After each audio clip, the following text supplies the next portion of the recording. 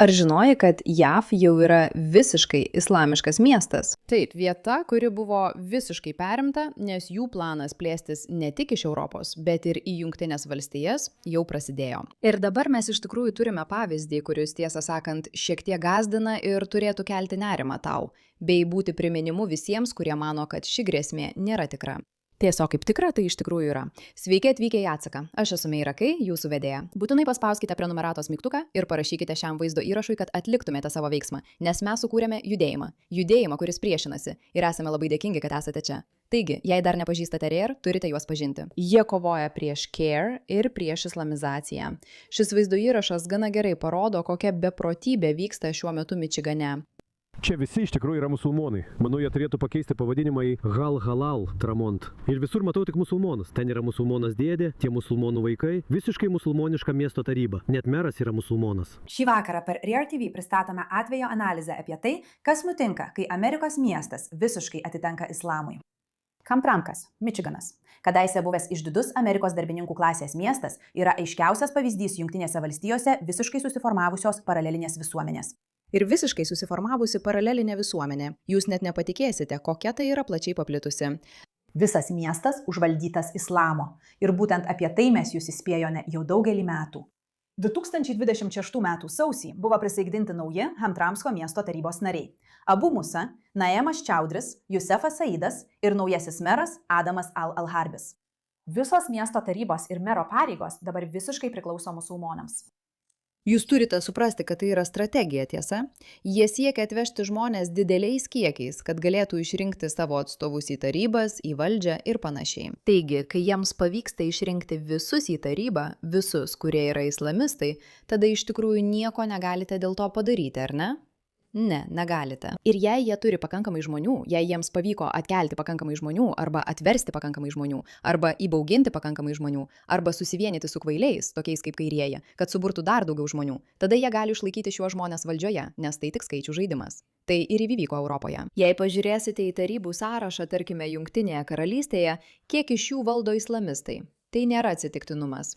Tai vyksta todėl, kad jie nusprendė, jog tai viena geriausių strategijų perimti vietovę. Todėl jie deda kuo daugiau žmonių į skirtingas vietas, kad greitai sukurtų vis daugiau ir daugiau vietų, kurias valdo islamistų vadovybė. Tai gana baugu.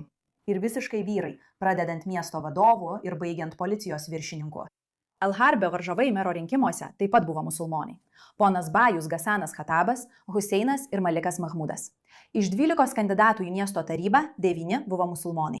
Tik viena moteris net pabandė kandidatuoti ir ji pralaimėjo. Galbūt ji pralaimėjo todėl, kad nevykdė kampanijos arabiškai, kaip meras ir miesto tarybos narys Jusefas Saidas. Jie vykdė kampaniją arabiškai Mičigano mieste. Ar jūs suprantate tai? Ne angliškai, o arabiškai. Žinoma, moterims neleidžiama dalyvauti. Kam rūpi moterys, kai kalbama apie tai? Tačiau tikra kampanija Mičigane vyksta arabiškai, nes situacija čia tapo tokia bloga, kad perėmimas jau toks stiprus. Oho, jūs to nesitikėtumėte.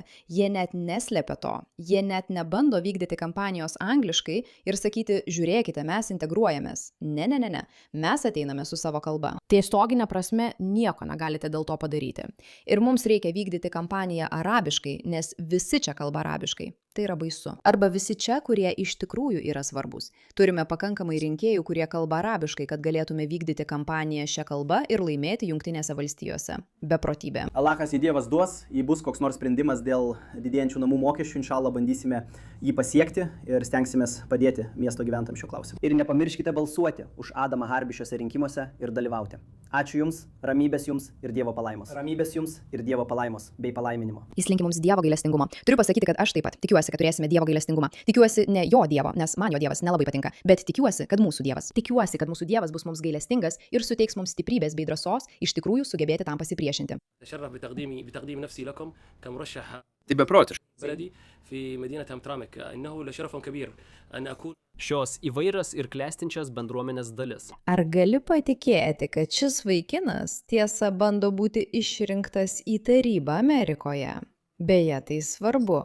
Pažiūrėk į šį vaizdą. Be to, kad čia aiškiai yra arabiškas raštas. Žiūrėdamas į jį pagalvotum, kad jis visiškai normalus vaikinas. Na, išskyrus jo vardą, Jusufas Saidas. Bet kodėl jie tiesiog nepakeičia jo vardo į, tarkim, Maksas Beiliušas? Ar kažką nėra akivaizdžiai arabiška? Čia jis atrodo kaip normalus amerikietis, toks mielas vaikinas, kokio norėtum savo miesto taryboje, tiesa? Bet štai kas jis iš tikrųjų yra. Ir visą tai galėjai suprasti ne iš šios netikros Amerikos vėliavos, kurią jie apsimeta esantys tokie už Ameriką, o iš šito. Šis mažytis ženklas kampe pasako viską, ką reikia žinoti. Ir štai šis vaikinas. Ir jis su entuziazmu laukia galimybės jums tarnauti. Mokyklos taryba nesiskiria. Prezidentas Abdulas Malikas Al-Tahimas, viceprezidentas Murtada Obeidas, ankstesni tarybos vadovai Šehanas Jašas, Salahas Hadvanas – visi musulmonai. Net viešuose miesto susirinkimuose gyventojai kreipiasi į išrinktus pareigūnus arabiškai. Ir jeigu jums reikia bendruomenės parašų, mes galime padėti surinkti 3 parašus iš bendruomenės, kad jūs galėtumėte pasiūlyti daugiau reikalavimų arba priimti bet kokius įstatymus, kurie užkirstų kelią šiam greičiui ar daugiau. Tai čia, vaikinai, tai čia. Tai atvyko, tai nebeteina. Tai jau čia. Tai čia. Kasgi čia per dalykas? Tikiuosi, kad jūs visi taip pat šiek tiek nustebę. Gerai, ačiū. Taigi jis kalba apie palaikymą, taisymą ir atsakomybę už didelį rūpestį kaip tėvas dėl šio klausimo. Šiame vaizdo įraše buvęs meras Khalidas, kuris taip pat yra musulmonas, buvo pakankamai malonus ir išvertė savo pareiškimą netikintiesiems, kurie vis dar čia gyvena. Tai nėra integracija, tai yra pakeitimas. Policijos departamentas dabar atvirai pataikauja musulmonų bendruomeniai. Reklamos skirtos naujų darbuotojų paieškai transliuojamos arabų kalba. Eismo taisyklių informaciniai ženklai pateikiami arabų kalba. Departamentas skelbia Eid Mubarak sveikinimus, kuriuose moterys pareigūnės dėvi hidžabus. Ar galiu tai pasakyti? Gerai, jei tavo rajone yra kita religija, tai yra normalu. Viskas gerai, jei turite skirtingus simbolius ir pareiškimus kalba, kuri galbūt jums labiau tinka, arba švenčiate savo religijas. Tai yra normalu. Bet čia mes matome ne tai. Jūs nematote tiesiog mažos religinės žmonių grupės, kuri nori, kad ženklai atitiktų jų religiją. Ne. Jūs matote kažką tyčinio. Jūs matote, kaip atrodo, kai JAV miestas tampa islamistiniu miestu. Assalamu alaikum. Linkiu jums visiems Eid Mubarak, Eid al-Adha Mubarak, visiems musulmonams. Turite prisiminti kontekstą. Kontekstas visada svarbus, tiesa? Jei į kiekvieną įvykį žiūrėsite kaip į atskirą įvykį, vienas žmogus taryboje yra islamistas, arba viena Eid šventė, arba viena žinote, tai gerai, nes taip nutinka. Bet kur yra problema, kai problema yra, ne kas yra problema. Problema yra tada, kai vyksta daugybė renginių ir visi jie vyksta toje pačioje vietoje. Tai labai reikšmingas pokytis. Rahma norėtų visiems palinkėti linksmų švenčių, Ebenberg, Eid Mubarak ir visiems. Aš tiesiog noriu visiems palinkėti linksmų Eid švenčių. Ir žinoma, Hantramke mes kalbame daugeliu kalbų, norime pasiekti kiekvieną. Assalamu alaikum. Tikiuosi, kad visi gerai praleidote laiką. Assalamu alaikum. Linkiu jums visiems linksmų Eid švenčių. Eid Mubarak. Salamu alaikum. Eid sveikinimai nuo Haintino policijos departamento. Seržantas Jogajus Gantramas Mubarakas. Norėčiau palinkėti visiems linksmų ir saugių švenčių. Tikiuosi, kad visi mėgavosi savo laiku. Laiku. Assalamu alaikum. Mubarak visiems musulmonams ir Hamtramo miesto gyventojams. Aš tiesiog nesuprantu šitų vaikinų, tiesa?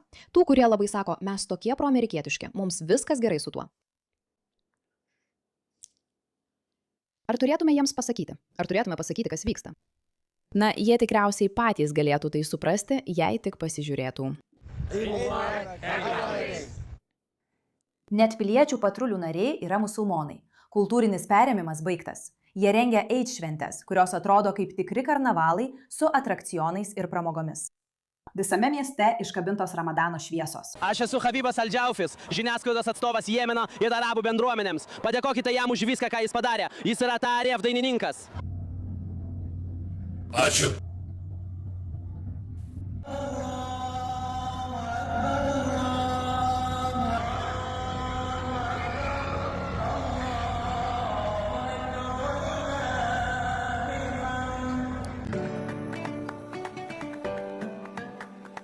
Šviesos iš tikrųjų išjungtos, tai beprotiška. Jie švenčia Jemeno revoliuciją su oficialiais miesto tarybos pareiškimais.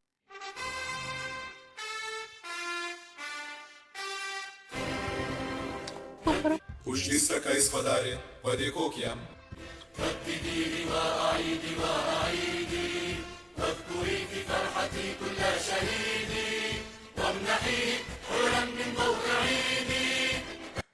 Kas žinojo, kad Jemeno himnas gali būti toks smagus ir linksmas? Tarybos narys Khalilas Refajus išdidžiai pervadino dalį Holbruko gatvės į Palestinos prospektą. Žinote, mes visi tai pripratome, kad jie nuolat kalba apie Palestiną, kad tarsi nebesuvokiame, kokia tai keista ir nejauki tema. Kažkas tame yra labai nejaukaus. Na, nebūkite taip apsėsti. Su konfliktu, kuris iš tikrųjų neturi nieko bendro su jumis. Tai tiesiog keista. Suprantate? Mes eisime su krauju, nafta į Palestiną. Tu neaukoji Niutono dėl Palestinos. Tu gyveni Amerikoje ir mėgaujasi gyvenimu, versdamas pasaulį į islamą. Tu nieko nekenti, nei savo sielą, nei savo krauju, tu idiotė. Tai kaip dorybės demonstravimas dėl islamo. Mes aukojame savo sielą ir kraują, o jie eina į Walmart. Mes eisime su krauju, nafta į Palestiną. Tai jau nebe Amerika. Tai visiškas islamo užkariavimas Amerikos žemėje. Dearbornas žinomas kaip Amerikos arabų sostinė, bet Hamtramkas gali būti tikroji arabų sostinė. Kiekvienas išrinktas pareigūnas Hamtramke yra musulmonas. Jie visiškai atsiskyrė visais atžvilgiais, įskaitant ir ekonomiškai. Parduotuvės reklamuojasi tik arabiškai, verslai orientuojasi į musulmonų bendruomenę. Ramybė, gailestingumas ir Allaho palaimos jums, mūsų brangus klientai, siunčia Azal Al-Yemen Hantramik. Assalamu alaikum wa rahmatullahi wa barakatuh, hormala'ana. Gerbiami klientai, iš Azar Al-Yemen Hantramik jums siūlomos nuolaidos iki 50%. Šis vaizdo įrašas gali sutaupyti jums pinigų ir laiko. Tai skirta artėjančiai Eid al-Fitr šventei. HAMX. Su švente džiaugiasi AJ Maxas. Sveiki. Žinoma, tai pigu. JS Maxas, arabų. Ir įvairiausias miestas, įvairus. Kiekvienas valdžioje esantis žmogus yra musulmonas. Beveik visi kandidatai, kurie dalyvavo rinkimuose, buvo musulmonai. Verslai, mokyklos. Huntermank mes teikiame visas medicininės paslaugas, ypač moteriams.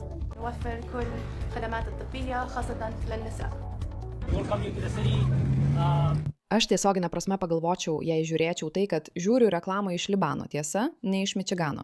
Jis iš tikrųjų pagalvotų, kad tai, nežinau, Afganistanas. Įvairiausias miestas Mičigano valstijoje. Buvęs meras Glebas stovėjo prie juostelės kirpimo ir pareiškė: Hamtramkas yra įvairiausias miestas, įvairus. Kiekvienas valdžioje esantis žmogus yra musulmonas. Štai ką jie daro, vaikinai. Mes tokie įvairūs, pažiūrėkite į mus. Mes čia tik tam, kad užkariautume jūsų miestą savo įvairovę. Jie tiesiog jie. Suprato. Kokie žodžiai priverčia amerikiečius reaguoti taip? Taip, man tai patinka. Tai nuostabu. Tai taip gražu. Ir žinau. Tokia įvairi, kad net nesuprasi kalbos parduotuvėje, kurioje bandai nusipirkti vaisių, mano draugai. Bet kokiu atveju, jei jums įdomu, kaip tai atrodo ir kaip netrukus gali atrodyti jūsų miestas, jei nieko dėl to nedarysite, štai jums. Hamtramkas. Nuostabiausias, įvairiausias miestas Mičigane. Ačiū už jūsų dėmesį šiam klausimui.